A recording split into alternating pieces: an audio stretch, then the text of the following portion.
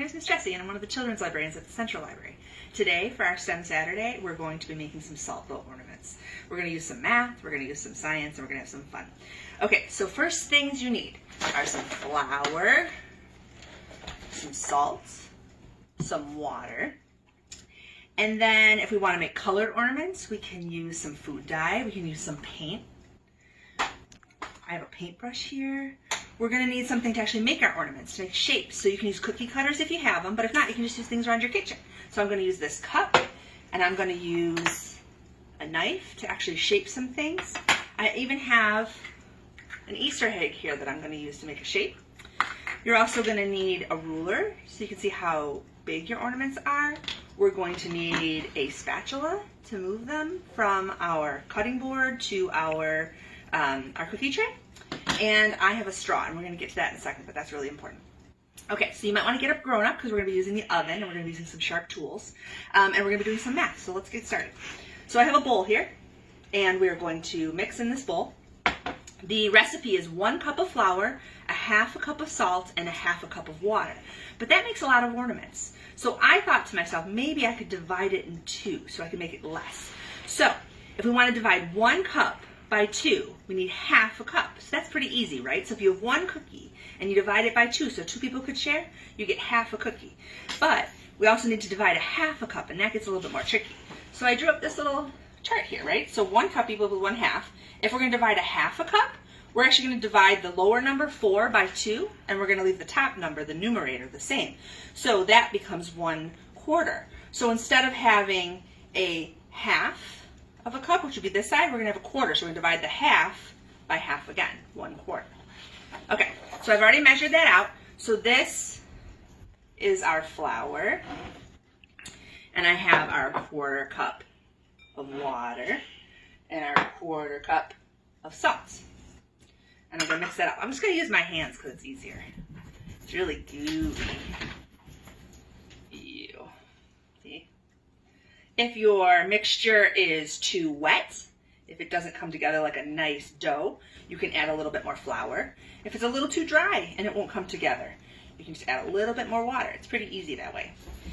If you want to just play with this and not bake it, if you add a little bit of vegetable oil, it actually becomes like a Play-Doh that you can just play with. Okay, so I've got my dough here, and it makes a pretty decent sized ball. I've got some more in here. If I don't want to just make my ornaments white though and paint them, I can actually make them colored now. So I'm going to add a little bit of green food coloring. And what I'm causing here is a physical change, right? I'm physically changing the color of my dough by mixing in a food color. It's going to get kind of messy. You could also add the food coloring into your water first and then mix it in that way, but I think this is more fun. If you want to make it all green, you might want to add a couple more drops, but maybe I just want mine that's kind of swirled. See? You know, nice light green. Okay. So the next step, once I'm happy with my dough, is going to be putting some flour down on my surface here so that I can roll it out. Put some flour so it doesn't stick.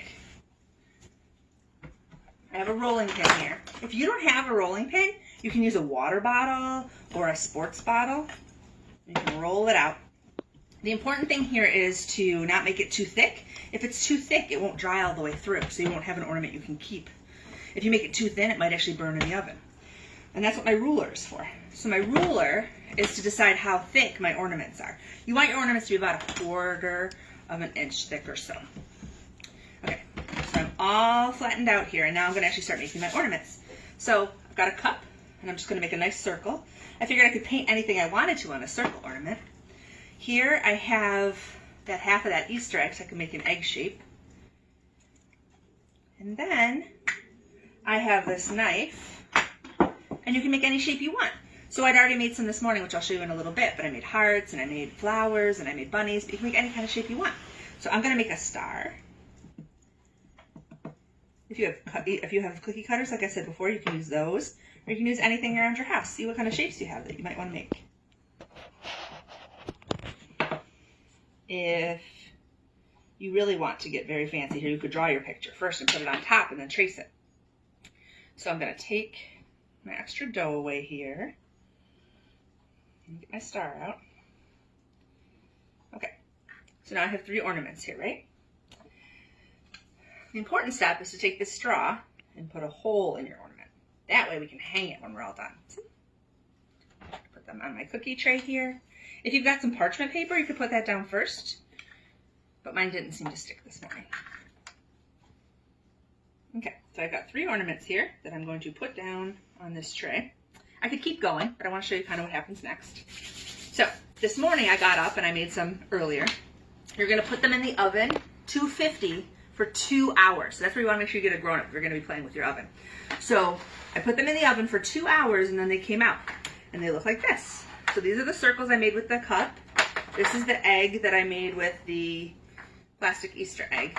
And then I made a bunny, and I made a flower, and I made a heart. So now I'm going to paint these. You can paint them with anything you have around your house. I do have some acrylic paints. If you don't have that, you could actually make some paints. You could even color these with markers if you wanted to. So I'm just going to take my paint. I'm going to paint one real quick to show you how that works. Make sure you ask the parents' permission. Make sure you're doing this with some old clothes on, and cover your table so you don't make a mess. When you're all done, you're going to want to leave it to dry for a little bit, a couple hours before you hang it up. You can see I'm painting it nice and pretty. I'll leave that right there. And then that hole we made, we can use to hang up our ornaments. So here I have some ribbon. We could use that, or we could just use some string. Ask your mom or dad. I'm sure there's some string around your house. And you can hang up your ornaments. You could hang them from somewhere in your house. You could go outside and hang them from the trees. But they're all done. So thanks for joining me. I'll see you next week. Bye. Have fun.